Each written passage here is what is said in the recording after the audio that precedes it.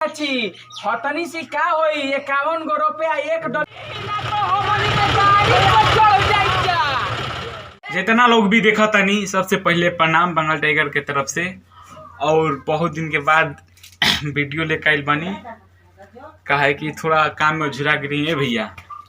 और ये वीडियो देखी जा शुरू से अंत तक, बहुत मजा आई, बहुत अच्छा कॉमेडी बा। सरस्वती पूजा के चांदा मांगा तनी जा, कैसे कैसे मांगा तनी जा देखी जा। आई वीडियो में कुछ सीखे के मिली, ठीक बा। तो चली जा वीडियो देखी जा शुरू से अंत तक।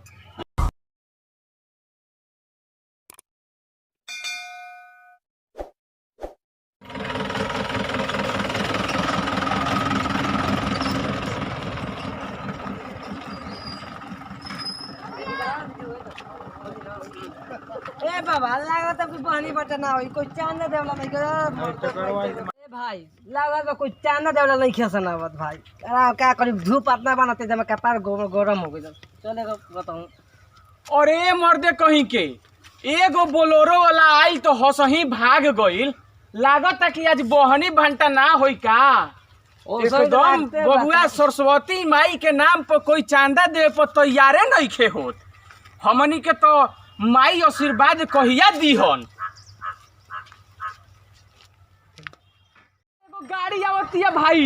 हां भाई आज लागत बहनी बन जाई, मालिक के गाड़ी ही हो। आज तो चांदा बोरियार मिली। हां भैया मिली बढ़िया चंदा।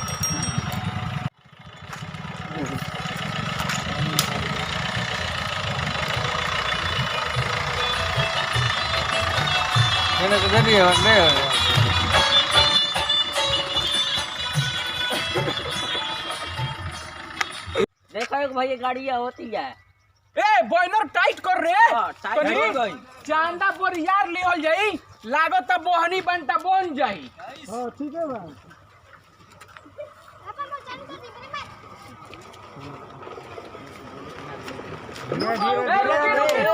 रुकी चांदा दी, चांदा निकालिए जी जरा सरस्वती माई के चांदा दी। भैया रोज रोज तुम लोग ये कर बताई हमनी के अभी चांदा नहीं खी जाने ले भैया। रौरे सब के भरोसे न हमनी के माई के पूजन करतनी जा। भैया काल ना ले बजा। अब बताई तो काल बेरा के रोरा परसदिए ना खा ले। तो भैया उन्हें सियावे थे, हमनी को रोज बिजनेसिया आदमी बन जाता माई जी तबे ना देल जाई। तो बताई जौन बाटे तवने दी माई के शरण में शीश झुकाई। चली काल ले ले चला चालिए निकाल के बेगोली में रख लेत बनी जाइए जाओ। ना जाए तो बचवा ऐसे ना करे के पूजा पाठ में। रुकी चांदा दे के देखना। अरे भैया बहनी बनता तो बोरियार हो गई। गाड़ी के लाइन लाग गईल। अब बुझाता चांदा या नघा हो जाई। सरस्वती माता की जय। चांदा दी ही जा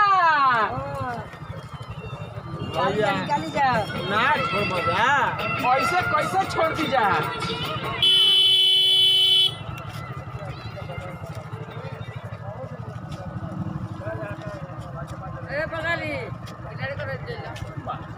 दी माई के प्रणाम करी। बाबू रसीद काटो। काटा हो काटा भाई काटा। काची नाम में बड़का भैया लिख लो हन पांडे। देख लो लिख लो हन पांडे। देख लो पांडे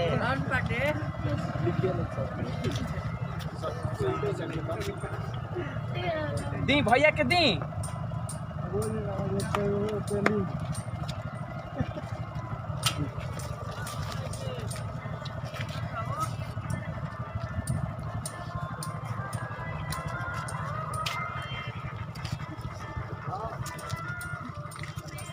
लाइन भैया यार बोला माता रानी की जय। जय। चला भैया चलो का हुई भैया किलो मुर्गा का दी देन का बना रखल बनी परसवे में। भैया बेरियर नीचे करो, भैया के जाए दो। हां चाबी दे तो भैया। अब आओ भैया ये आई बंद करिए गाड़ी यार भैया इन्हें बंद करिए। चांदा दी भैया पैसा नहीं थे अभी। तो पैसा नहीं दी है तो बेसी तो देवे हइये दे दी। का करबा जाई तकिया के खोल ह ऊपर लगा के गुब्बारा लगाइम जा माई चमके लगी है सब ना झूम झूम सब लगावल जाई बेलशीट त हेने बा अच्छा, गुब्बारा ठीक लगे बा, बा। दे दी दे भाई आए उहे दे दी तो उ ज्यादा के नो बा कातना के चंदा काटत रह जा। तो रौरा जौन इच्छा बा होई ना देम हौ ना देम तो जौन इच्छा बा उहे दे दी। भैया कातना के चंदा काटत रह जा।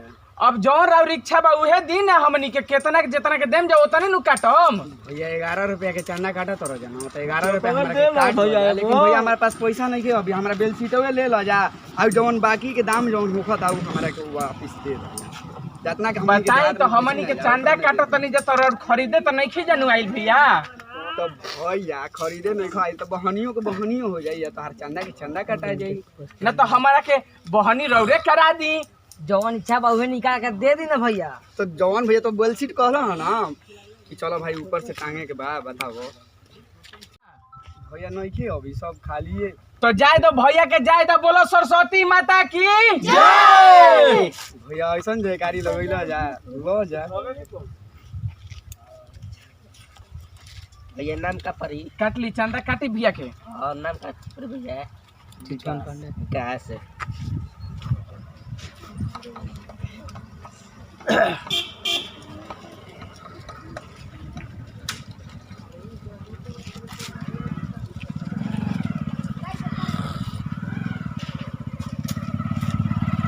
खाओ बाबू जाए तो भैया के जाए तो जाए तो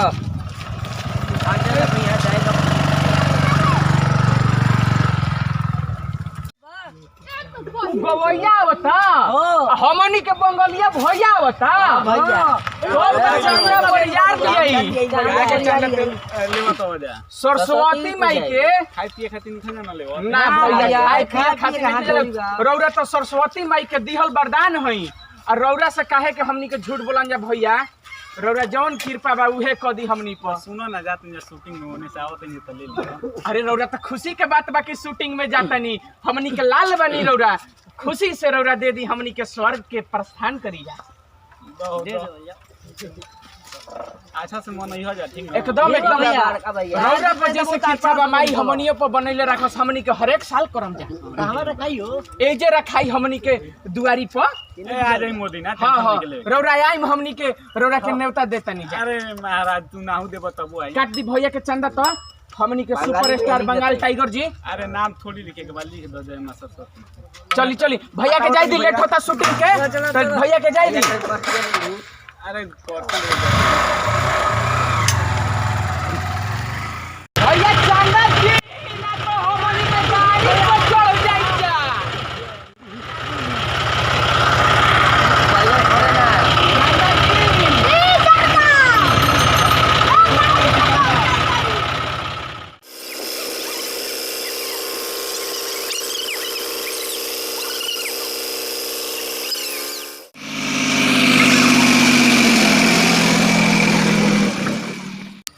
रसिया रे रशिया ट्रैक्टर में चल गई। अरे जल्दी लाइन लगाओ सब गाड़ी आवतिया। साला रसियो तोहनी के गाड़ी लेके भाग जातिया ऐसन काम करत सन लाइन से खड़ा होकर सन चंदा ध्यान दे के तसिल सन एकदम नीमन से। अब आगे ना एकदम लाइन से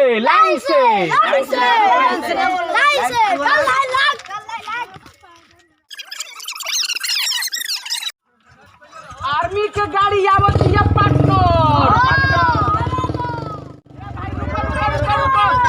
चांदा दी भैया आर्मी में माई के दया से नौकरी लाग गई। अब चांदा दी कुछ माई के कृपा करी। तू भोका कुछ 11 पे दो रसीद कर दे दिया भैया। अभी तो अपनी पैसा नहीं पैसा खत्म हो गई रट टोके देखा तनी। अच्छा माई के दया में जोनो बचल हुई तो दो बचवा का करबो। 50 रुपया चली आर्मी में नौकरी लागल बा 50 रुपया कम नहीं खे जाई माई रौरा के बनैले राखस। जय हिंद जय भारत।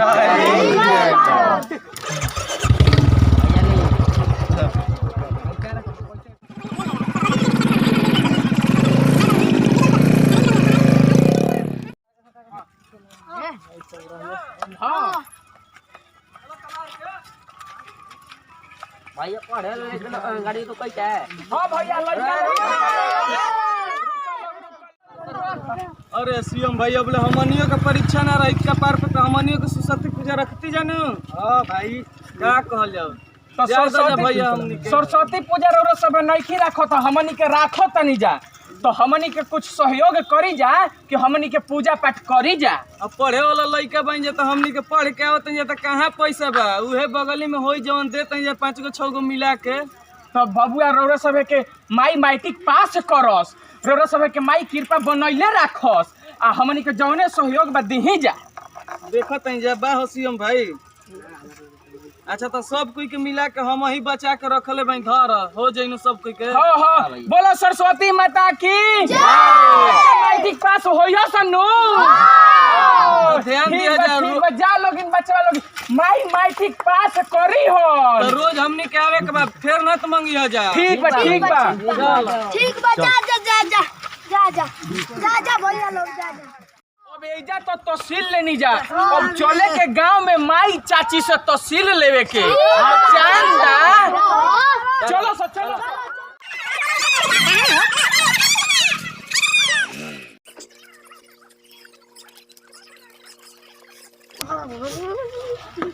चलो सो अब गांव में आगू नहीं जा अब चांदा मांग लिहल जाओ। चलो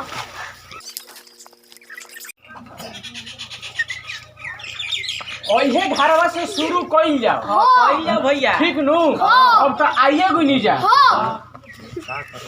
ए घर में कोई बा सरस्वती माई के चांदा लेवे के बा माता चाची बहनी सरस्वती माई के चांदा लाई।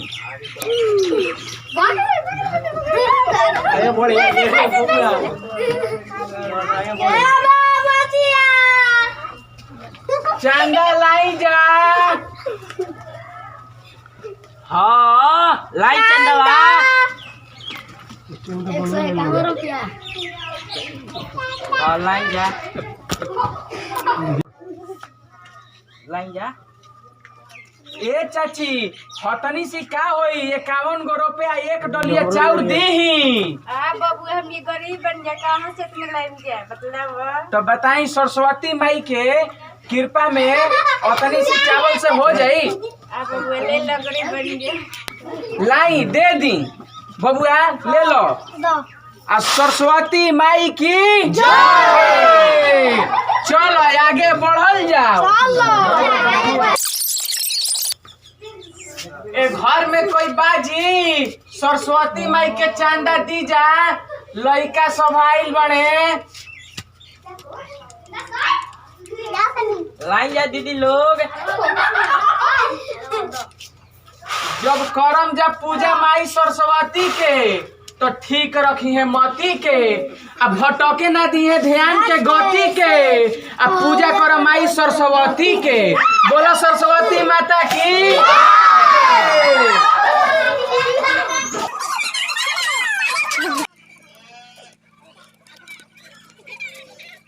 बबुआ। हाँ भैया तोहनी बोला के सब लड़का चलो सो आ हम पीछे से आवतनी तोहनी के पंडाल में पहुँचो सो आ हम कुछ सामान छूटल बा लेके आवतनी। चलो जाता बबुआ सब कोई तोहरे भी हाँ हाँ हाँ एकदम हिसाब से रखले बानी बबुआ सामान लेके एकदम हम ध्यान दे के आ जाई मैं। हाँ ठीक बा जा लोग बढ़िया से जइह लोगिन। साला कुछ पैसा ढाप लेतनी अब देखो एमे का करे। अब ई पैसा लेके आ एकनी के हम खिला देतनी पैसा एकनी भी ढेर हो गइल बा। चली तनी दुकानी में दुकानदार बाड़न हो कहाँ बाड़न।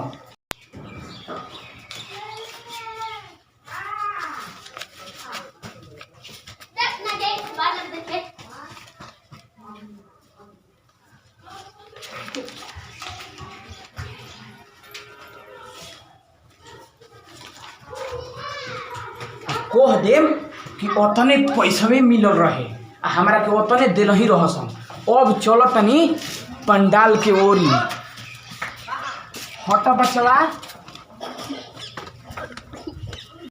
बिमल भैया गइलन पैसा लेके पैसा सब दिहन हाँ दिहन का है ना अब देख लेके गइल बन खसरा पैसा गिनलहू नहीं की जानदारी पर हम बता दी 700 1500 1600 रहे उ तो बात हल ही बाटे बाकी सरस्वती माई के पूजा बा चोरहियन तो बुझाई आज चुरैया ना हाँ चला आवत ठीक है बा। अहियन लगल ये भी कर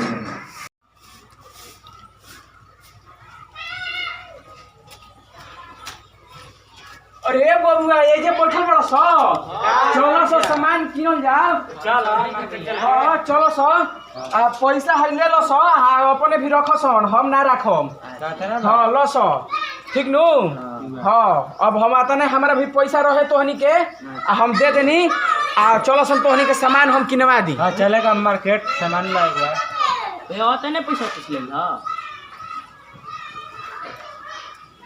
ए बचवा क्या हो भैया का हो भैया हमर छतिया काहे तो दर्द करे लागल कैसे भैया आ भैया गिरत क्या भैया का भैया भैया का हो गिलो भैया क्या होई का हो गई क्या हो गिलो भैया भैया क्या हो गई भैया भैया ए भैया ए भैया क्या हो गई का गिलो क्या हो गिलो ए भैया भैया का हो गई भैया भैया भैया का हो गइलो अब चलो सबसे पहले नमस्कार प्रणाम हम बंगाल टाइगर और देखी आज बहुत यहाँ के अच्छा वीडियो में काम कैले बनी ये हमारे भैया विमल बेदर्दी हनी और मनु भैया और बेचन भैया बावन तो कुछ बोली विमल भैया भैया हम पहली बार ये प्रणाम करतनी और पहली बार ये वीडियो में आई बनी हम और जैसे कि हम राइटर हनी ये लोग के सहयोग में रही ना लेकिन बिजनेसमैन भी बनी साथ में ऐसे ही लोग के बराबर साथ में ना आ पाई ना फोनो आवता तनी ऐसे फोनो भैया काट दी फोन आवता हाँ। ठीक है भैया प्रणाम करतनी और वीडियो के अगर अच्छा लागल होई तो कमेंट करम जा अगर कहीं गलती भी होई तो बताएंगे कमेंट करके और कुछ ना बताएंगे जल्दी और एगो वीडियो आई वीडियो का मतलब कौन इसी से बनल बता दी कि मतलब ये वीडियो में इसी से बनल मतलब ठीक ना ई जैसे कि कोई भी देवी देवता होके मान के चली कोई भी चंदा मांगता चाहे देवी देवता के नाम पर कोई भी कुछ लेता और ओकरा के माई के महिमा या कोनो देवता के महिमा में नहीं यूज करत तो ओकरा तो फल कर्म के हिसाब से फल तो मिले ही के चाहिए तो जैसे मान के चली हम लइकन से झूठ बोल के और पैसा ले लेनी और पैसा गलत इस्तेमाल करनी तो ये हमारा परिणाम मिलल कि हम जैसे कि ये कर्म के अनुसार से हमारा मौत हो गई और माई के कृपा में पाप नहीं करे के चाहिए और रौरा सभे भी ध्यान दें कि कभी रौरा सभे से जान से भी गलती मत होके जी भैया प्रणाम वीडियो अगर अच्छा लागल हुई तो भैया लाइक कर दें और सब्सक्राइब कर दें और जल्दी ही हमने के नया वीडियो लेकर आवा तनी जा जय भोजपुरी जय जवान।